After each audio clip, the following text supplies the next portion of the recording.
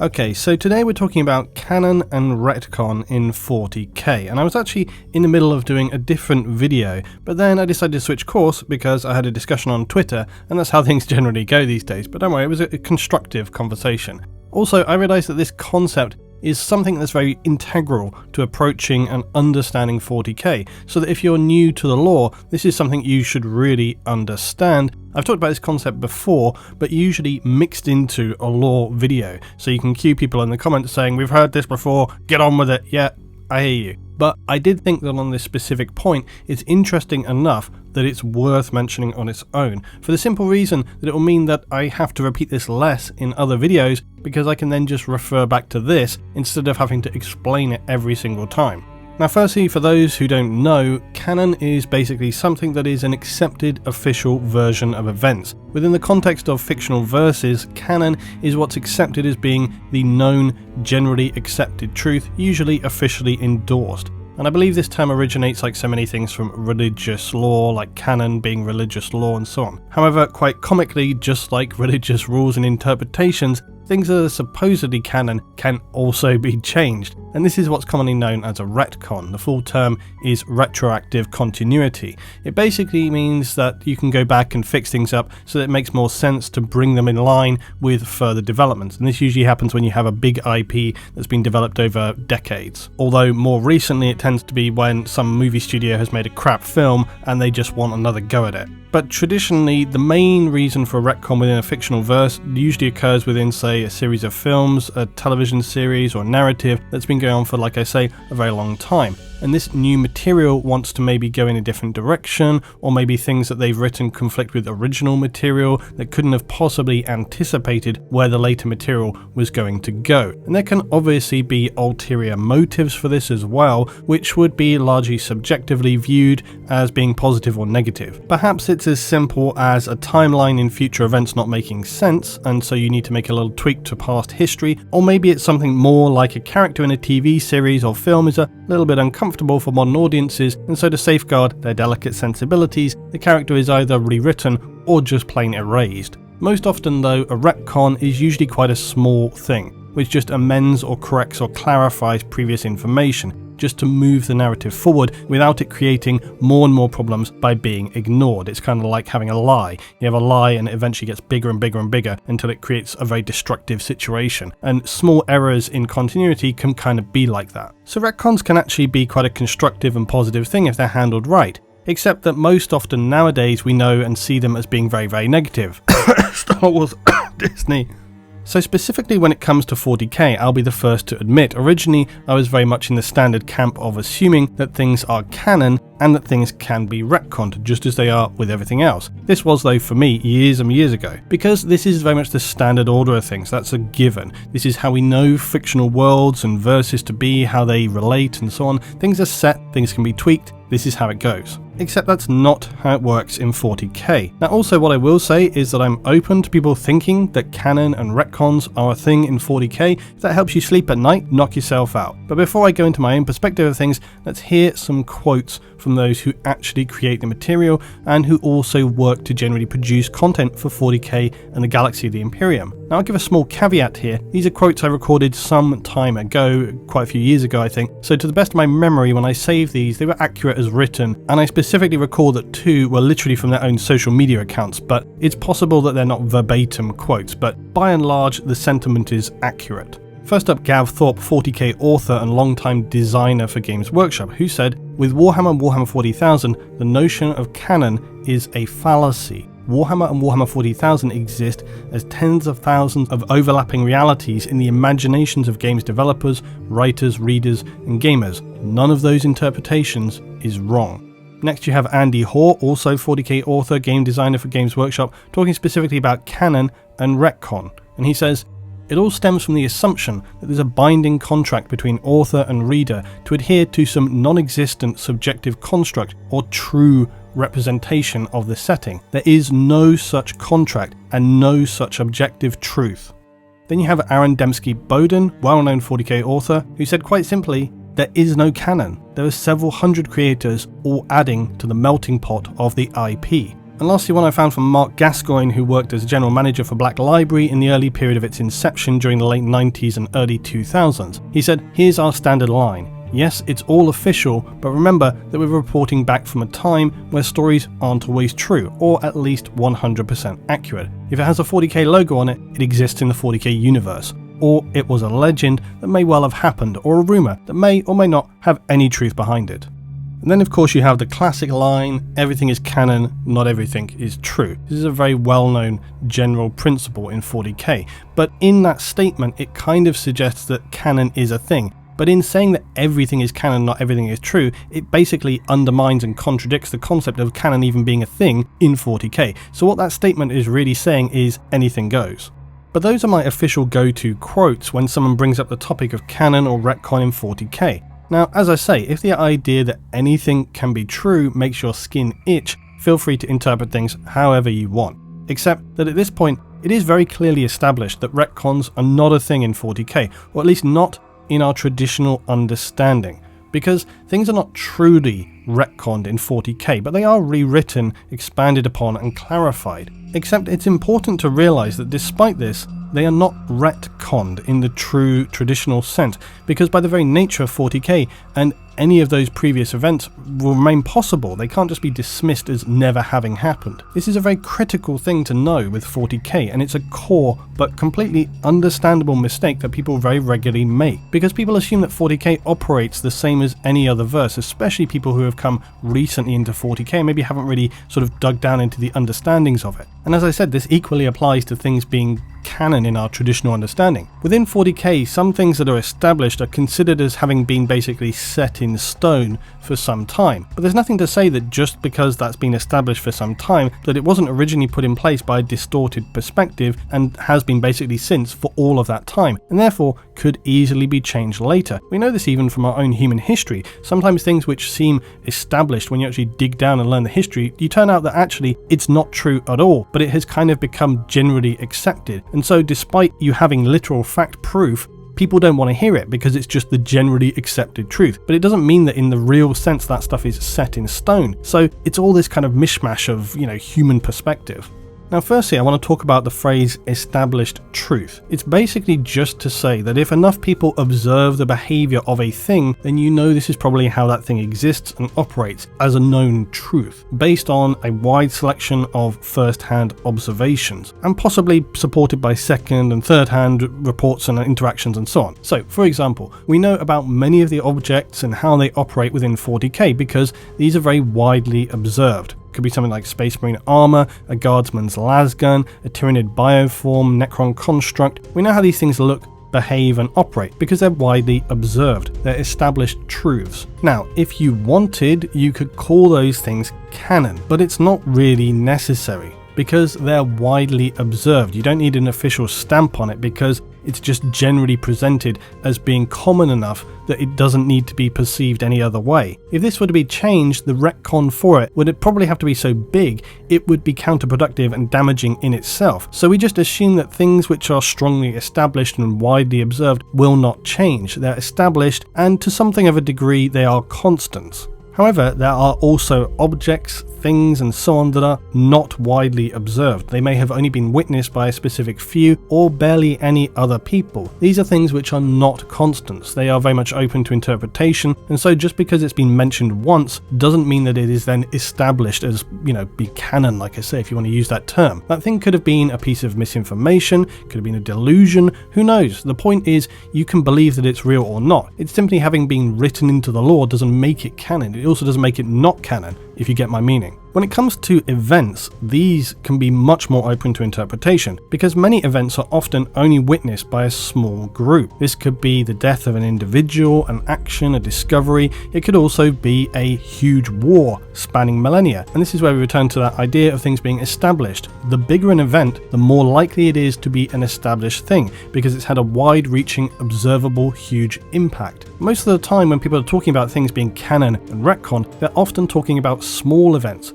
But small events that could have big consequences and implications. So often this relates to things like, say, the return of a Primarch or even, say, birth of a god. This is why such things create arguments, because usually there is a lot at stake theoretically. If it was just about, say, how much nutrition a block of corpse starch provides, you probably wouldn't see people having huge full-on debates about it. The point being though, small events are much more likely to be unreliable or interpreted differently because they are not widely observed enough to be established truths. And this is why it can be very difficult to be specific about the actions and interpretations of someone like the Emperor or other events in the historical past of the Imperium, because there are just not many people who've been present enough to witness it. Or even if there were, their accounts are unreliable, the documentation is fragmented, there's no real sort of first-hand accounts which exist anymore, so you can't ever truly know even if the thing which does say so is accurate. And again, you can just apply this to any number of examples in given human history. And that of course brings us to the other problem, which is the unreliable witness, the unreliable narrator. This is where you have only a very narrow selection of accounts or a singular account. Even though many thousands of people may have been present for those events, that person telling you could have misremembered, they could have a different agenda, they could have had their memory distorted, any number of possibilities. They could have been a demon from the warp. So this is where you get into things which are obviously known in the lore, but that you can't consider to be reliable. And this is why I'm always saying, unless you have multiple different sources to back up an important claim, one singular account is not enough to be, for want of a better word, certain about something. It's comparatively rare that big events are altered in the sense of them having been seen from, say, a wrong perspective or by some other means that allows that event to be adjusted. However, it's not impossible. This is where we come to one of the real problematic issues with 40k, which doesn't exist with most other verses, is of course the warp. The warp is a perfect device to allow complete rewrites of things, because you could just say that the entities therein distorted people's perception or memory or literal reality, or perhaps even you want to get into stuff to do with timelines and how that can be all mixed up and stuff. In theory, you could use it for almost any rationalization if you really wanted to. You could force it through. Beyond even that though, is truly the final nail in the coffin when it comes to believing that there is such a thing as canon or real retcon in 40k. It should be clear to anybody that knows even the smallest amount about the world of 40k that it is a galaxy shrouded in ignorance, fogged by mistruth, misunderstandings, it's suffocating under a weight of propaganda in many instances, and it has realms and locations for events where sometimes even the laws of time and physics do not apply. It has time-travelling AI from humanity's glorious past, aliens who can seem to defy all physical law. So no one living in the galaxy of the 41st millennium really knows the truth of history, and for many, this means not even their own. I mean, we should not forget that this is a world where entire factions spend their time going around purging planets and shooting people in the face just because they happened to see something and were in the wrong place at the wrong time. Even some high-up Imperial servants like Astartes can have memories erased for incorrect contact. Take Belisarius Cawl for example. His mind has been scrubbed, damaged, mixed up so many times over, who knows what he thinks or knows or how his memories have been distorted and blurred. This could go off in any number of directions at this point. After all, what is knowing? It's just someone's given perspective at a specific point in time, and other philosophically inflated questions. You could well consider the nature of memory as well. Remember that in the world of the Imperium, many humans have lives extended far beyond the natural through various drugs and augments and so on. So consider our own lives and the illnesses we are sadly all too aware of that affect us as we get older. Gaps in your memory, things misremembered, what about people suffering from things like a stroke or other medical conditions? These are cases where people will quite simply lose their memory from some trauma and never recover it, or they may even believe themselves to be in a different time. And sadly this is something we can all experience with our own families, where you have an older person and they get to a certain point and they truly believe that they're living their life as if they're 20 years old again, and they think they're in that time. It just goes to show the fragility, the way in which human memory can be distorted and misremembered and wrongly interpreted. So within 40k, it's very possible that people have weird, distorted, blurred memories that bring forth a reality that wasn't even really there previously in events which never happened. The point is, with our own experience, most of this stuff only happens within the time span of ordinary human lives, so that's very often under something like 90 years. In the galaxy of 40k, we're talking about events and happenings over many thousands of years, obfuscated by who knows how many variable factors and contaminations of truth. The point that I hope is becoming clear is that things can't be canon or retcon in our true sense of what those terms mean, because things are just so unclear to begin with. Now, yes, it is true that some things are more established than others. I've said this repeatedly already. Some things are just more generally accepted, and that's fine, and that is a part of 40k, and that's how we know anything is happening at all, right? But my view personally is that nothing, and I mean really nothing, in 40k is carved in stone. Now, I will slightly contradict myself here and say that's not to say that I myself do not have certain beliefs when it comes to, like I say, events, things that I believe to be the subjective truth in relation to events, characters and so on. There are certainly things that I would read as being only able to be interpreted within a certain way, and I've highlighted this when talking about different issues many times in other videos. However, this is not to say that I would consider those things to be forever enshrined and unmovable, because that's just not how 40k works. It just isn't. Now, if you'll allow me a little bit of leeway here, I want to make a small aside into talking about perspectives and bias in 40k. Now, a while ago, I made a video about the Tau. You might have seen this video. When I was making this, I thought, okay, let's go with the usual little bit of humour, but otherwise approach it as I would any other video. It's always interesting on YouTube how you as a producer can put together a video, but never quite imagine the reaction that it will get. My Tau video turned out to be one which was unusually triggering for many. Generally, this was because I presented it from an Imperial perspective, one that painted the Tau in a more negative light than their hopeful forward-looking perspectives, from their perspective. The reason I did this is because, generally speaking, the lore of 40k is presented from an Imperial perspective. It's not about bias, it's just how it is. Also, and I would fully admit that I did a bad job of illustrating this, it is an ongoing joke with me that I hate the Tau passionately, and I thought that perhaps my tone and just general disposition would be enough to convey that message, but I was very clearly wrong. Anyway, my point is, I would hope that by now people understand I don't have an inherent overarching bias in 40k. I mean, for one, I own like 4 different armies, okay? 2 are Imperium, and to just save answering the comments, the armies are Ultras, Eldar, Sisters and Chaos. I'm hopeful that people can see I don't have an explicit bias, mainly from the fact that in the past few years I have repeatedly noted how the Emperor is, to put it bluntly, a bit of a dick. I will also juxtapose this with other instances where I present the Emperor as being the godly, all-powerful saviour of mankind. So, look, I really feel it should be clear by now, but that's of course never how things go. I mean, we can always say it's impossible to be truly impartial, and I would say, of course, that is true. Whether consciously or not, we all have some bias towards certain things. You can never be truly independent and impartial, but unless your bias is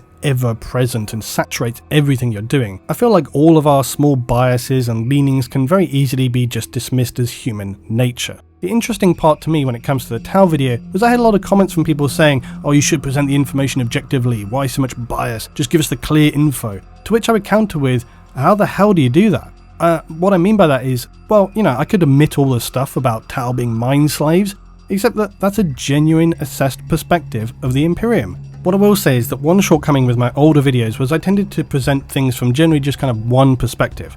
And what I've tried as the videos have developed along to now present counterpoints alongside each other, which I didn't do in the older videos. And I know people appreciate this, and that comes mainly off the back of that Tau video. So it's a constructive thing moving forward and learning from those experiences and that feedback. And for me, understanding that if you only present one perspective, people tend to quite simply lose it in the comments for literally years. Anyway, that's my rambling about perspective over. But this wasn't as irrelevant as it might seem, because it brings me back to this concept of how in 40k you can present what could be considered objective information, but through sources that are simply not at all objective.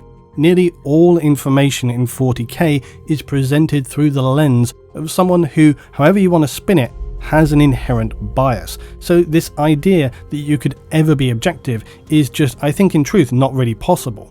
This is why for most of the time, where possible, I will now endeavour to provide counterpoints to questionable perspectives or events and opinions that are somewhat controversial.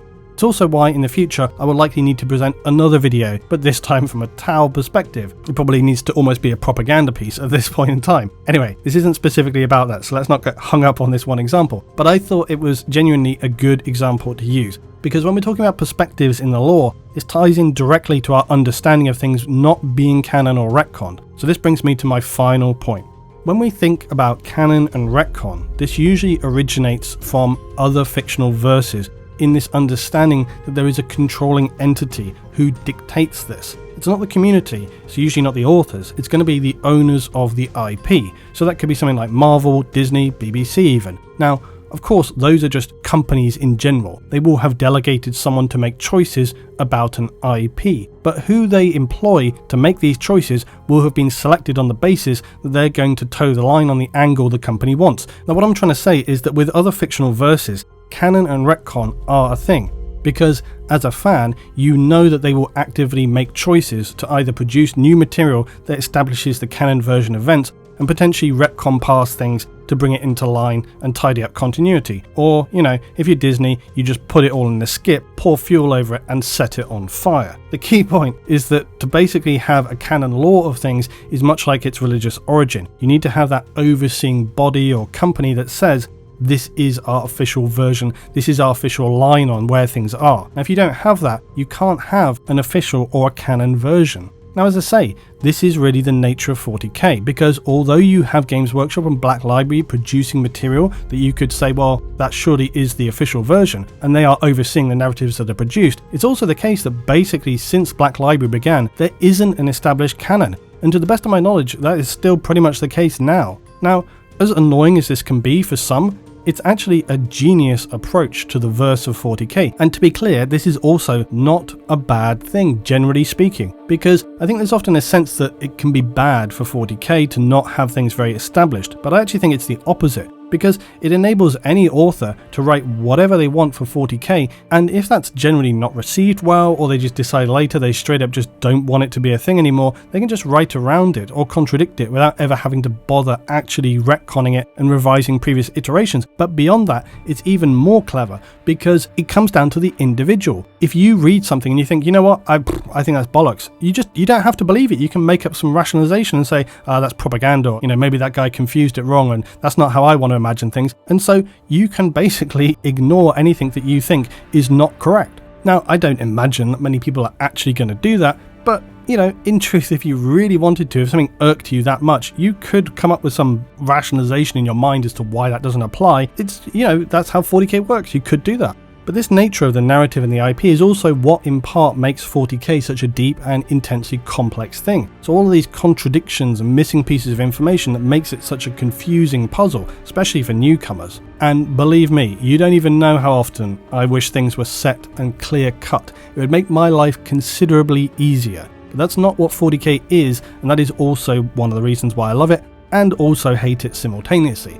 I'm certain that people are going to want to disagree with me, debate, argue, claim any number of different perspectives in the comments of this video. Have at it, go nuts, that's what 40k is all about. This is my current view of things, and I think I've outlined it relatively well, but I'd never say I was unwilling to change my position in the future, but this is my view for now, that canon and retcon are not a thing in 40k. It's basically the established truth as it stands to my mind, because we have quotes from those people that are making it, we understand also the nature of the fictional 40k verse itself, and on top of that, we finally can literally see things that are written long ago in the lore have a strange habit of bouncing back into the current age. So this idea that once something has kind of not been spoken of for a significant period of time, it's retconned or no longer relevant, that's just nonsense. It's just absolutely not accurate to say that.